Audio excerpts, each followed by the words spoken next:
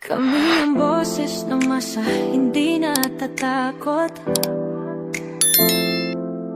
Katotohanan lang, di kami nalulunod.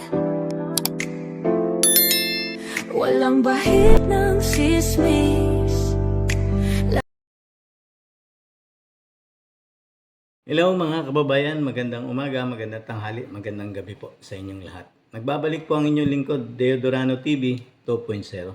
Komentaryohan lang po natin itong pagkalabas di umano ni Saldico sa Portugal at ngayon nasa Sweden na daw mga kababayan.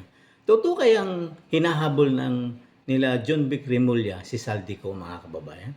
Kasi nga po, kung talagang nakalabas yan kasi ang laging sinasabi nito na wala tayong extradition treaty sa Portugal. Ngayon nakalabas ito, nasa Sweden daw. Ano ba, sa Sweden ba, mayroon ba tayong extraditional treaty para mapauwi si Saldico dito? O talaga namang wala talagang naghahanap kay Saldico mga kababayan? Pakinggan lang po natin ang report ng ABS-CBN po yata ito mga kababayan. Pakinggan po natin ang interview. Ano ba kayo? Okay. Sir, yung una lang yung kay Saldico. Yes, sir. Stockholm, Sweden. How are you taking this information? He's using a foreign passport. So nakakaikot siya ng malaya ron. But now we're gonna go harder na i-red flag namin yung foreign passport niya. So kinukuha namin yung kopya ng passport and then we're gonna put it through Interpol na para hindi na siya makalabas ng Portugal. At kung lumabas man, mahuli natin. So, sa tingin niyo, sir, paano siya nakalabas dun sa gated community? Ang Europe naman, madali naman umikot yan eh. Wala nang borders yan eh, di ba? Parang umikot ka na ng Amerika. So, hindi siya dumadaan sa passport control. Ang ano lang daw, yung apostille, kailangan mo magpakita ng passport noon. Pero hindi naka-flag yung, yung foreign passport eh. So, kailangan pa namin makuha. Hindi magbibigay ng Portugal yung copy ng actual passport niya eh. So, pag makuha namin yun, pwede namin i-flag talaga sa Interpol yung yung identity. Paano yung process nito, sir? Kasi foreign passport siya. Yes, foreign passport siya, but he committed a crime in the Philippines eh. So kung gano'n, pwede siyang wanted dito. And we can pass it as on a red notice using that passport, hindi yung Filipino. Ngayon kasi ang cancel sa kanya yung Filipino passport pa lang eh. So papakancel natin yung foreign once we get a copy of it. Paano yung process nito, sir? Matagal po or... Hindi naman.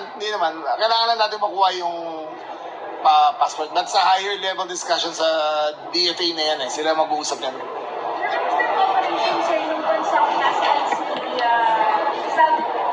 Well, wala. Kasi nga po mga kababayan, may balita po ngayon na nasa Sweden na daw si Saldico mga kababayan. Paano siya nakalabas ng Portugal mga kababayan? Alam naman po na itong mga to na maraming passport yan. Malay mo, 4 ang passport yan mga kababayan. Hindi lang isa, makuha man nila yung isa, mayroon pa rin 3. Di ba? Alam naman po yan, balitang balita. Ang tanong, may naghahanap ba talaga kay Saldico o wala? Balak ba talaga nilang pauwiin si Saldico o hindi? Kasi alam naman po natin lahat na ang tinuturo ni Saldico ay si Martin Romualdez at si BBM mga kababayan. At ayon mismo kay Saldico na kumakalat na video na noong pa, nakaraang taong pa, na sila Gutesa mismo ang nagdadala ng pera doon sa bahay ni Romualdez at doon sa Malacanang mga kababayan. Totoo kayang hinahanap nila si Saldico o kwento lang barbero ito mga kababayan? Kasi kung talagang gusto, may paraan. Pag ayaw, may dahilan mga kababayan. Yan po ang buong katotohanan dyan. Hindi po natin alam kung hinahanap o naghanap-hanapan lang kasi may paraan po mga kababayan. Marami silang sinasabi na may binabanggit pa sila Lacson na isang agency umano sa Amerika na pwedeng mayroon bang naghahanap? May interview nga dito sa Blue Ribbon Committee, ayaw nga nilang pa-attend kasi iba ang sasabihin at ang sasabihin sila Martin Romualdez at si BBM. Yun na po ang katotohanan dyan. Kasi kung natatandaan nyo, inimbitahan yun po yung sinasabi ni Pampilo Lacson na surprise witness niya si Saldico. Ang problema, hindi nila pinayagan si Saldico mag-zoom kasi iba pala ang sasabihin ni Saldico. Yung po, mga kababayan. Alam naman po ng lahat yan, nung bumalik si Pampilo Lacson na kunwari nag-resign, at yet pagkatapos ng sesyon, bumalik din pala siya at siya rin ang namuno. Ang nagpagbalik niya, daldal siya ng daldal dyan sa media, kung ano-ano ang sinasabi, na mayroon siyang surprise witness, katulad nitong huling Blue Ribbon Committee, na mayroon siyang witness na darating kuno na dalawa na magkukunik kay Romaldis at saka Diskaya. Pero ano nangyari? Pinaturo lang ni Pampilo Lacson ang dalawang babae, si Curly Diskaya. At no, nagtanong na si Marcoleta, ang sumasagot lahat ng tanong ni Senador Marcoleta ay si Pampilo Lacson. Paano yun nangyari na alam lahat ni Lacson ang nangyari? Ba't pa niya pinatawag? At siya na sana ang naging state witness na doon, nag-resource person, mga kababayan. Niluloko po tayo talaga rito mga kababayan. Niluloko po tayo harap-harapan ng Blue Ribbon Committee na ito. Kasi kung talagang gusto nilang pauwiin si Saldico rito, mga kababayan, kayang-kaya nilang gawin yan. Nagawa nga nila kay PRRD na mapadala doon. Kahit nga walang warrant of arrest, diffusion lang.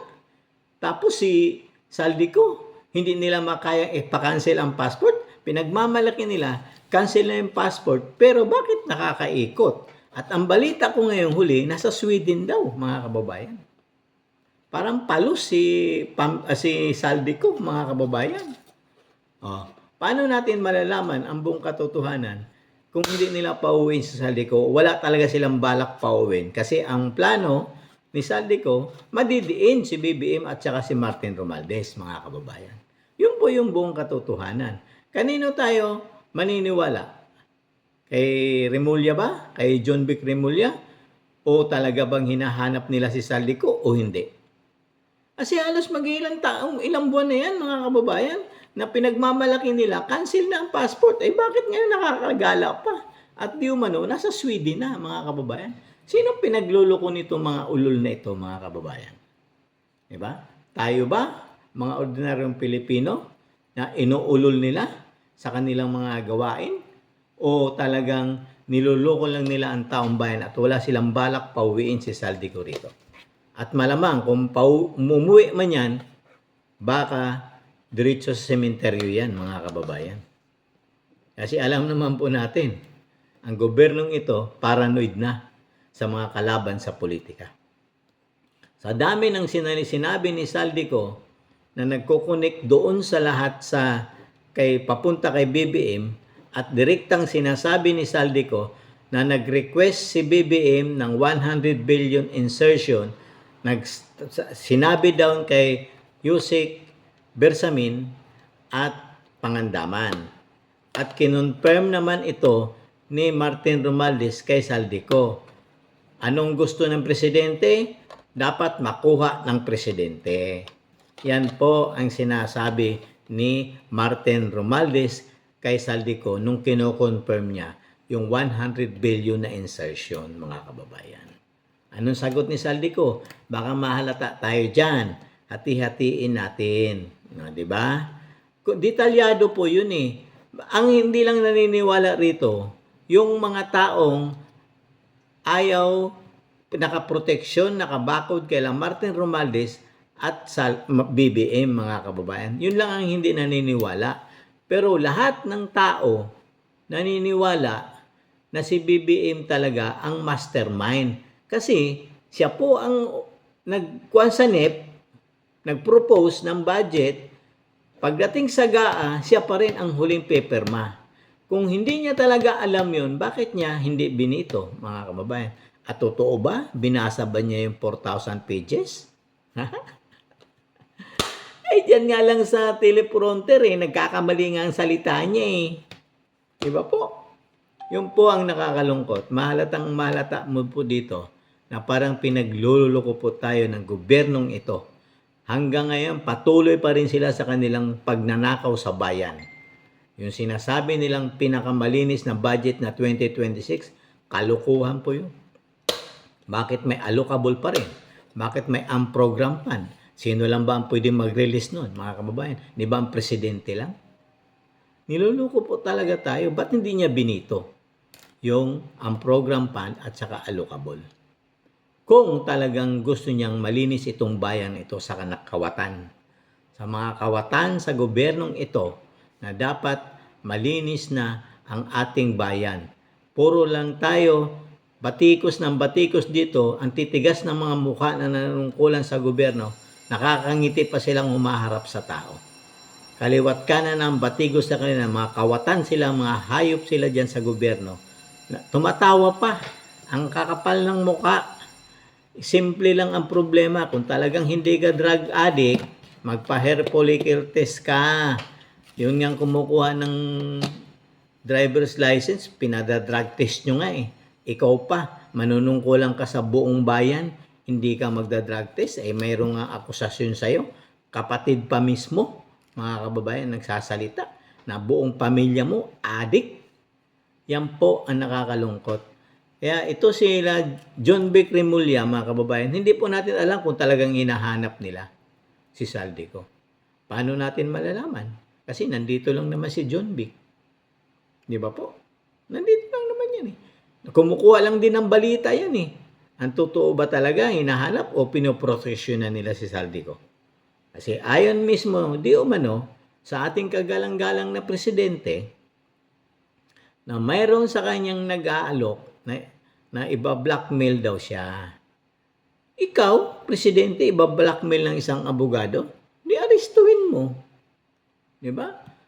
Ayon din mismo kay John Vic Remulla, mayroon daw nagba-blackmail sa kanila na 1 billion na pag daw para hindi na ituloy ang kaso. Pahinain yung kaso. Sa tingin mo kaya, hindi ahulihin ni John Vic Remulla, takaw publicity ito, mga kababayan.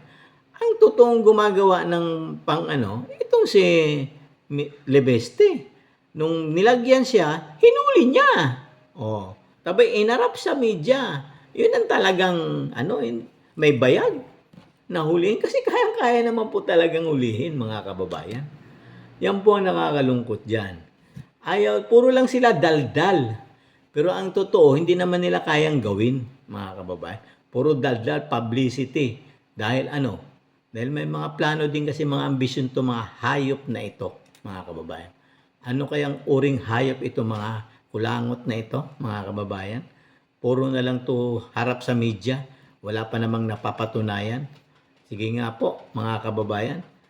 Nakakalungkot po kasi ayaw nilang tapatin ang taong bayan kung ano ba talaga ang totoong kalagayan ng BBM. Di ba po?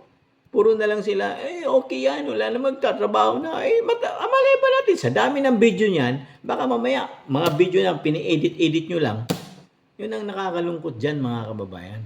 Ini-edit nyo lang, tapos sinasabi ninyo, okay yan ang presidente namin. Di ba po, mga kababayan? Yan ang nakakalungkot. Ikaw, John Vic Remulla, magtrabaho ka. Hanapin mo nang hanapin si Saldico kung talagang hinahanap nyo. Sandali lang yan, kaya nyo pauwiin yan dito. Mga kababayan. Kung gusto nyo, may paraan. Pero pag ayaw nyo, may dahilan. Bakit? Ano bang dapat maging dahilan? Yan ang nakakalungkot, John Vic Remulla. Huwag na kayong para media, puro kayo media, wala namang nangyayari sa mga buhay ng Pilipino. Puro lang kayo publicity. Pero ang totoo, wala pa kayong aksyon kung paano pauwiin si Saldico rito. Para mapatunayan na talaga natin na si BBM talaga ang totoong magnanakaw dito, mga kababayan. Yan po ang nakakalungkot. Bakit ayaw nila pauwiin? O baka naman, ayon nga kay Saldico, pinagbabantaan na ang kanyang buhay. Sa tingin mo kaya, uuwi si Saldico ng buhay? Ay, ang nakaupo, presidente, yun ang inaakusahan niya, mga kababayan. Yan ang nakakalungkot, mga kababayan. Ginagawa ko tayong kulangot ang mga utak nito. Lalong-lalo na ito si John Vic Remulla, ginagawa tayong mga tanga, mga kababayan, mga Pilipino. Hindi kami mga tanga, Mr. John Vic Remulla. Tandaan mo yan. Matuto na ang taong bayan sa kagagawan din ninyo. O hanggang dito na lang po, mga kababayan. Palambing naman po ng like, share, and subscribe to my YouTube channel, Deodorano TV 2.0. God save the Philippines. Kami ang boses ng masa, hindi natatakot. Katotohanan lang, di kami nalulunod. Walang bahid ng sismis, lahat ay totoo. Kahit sino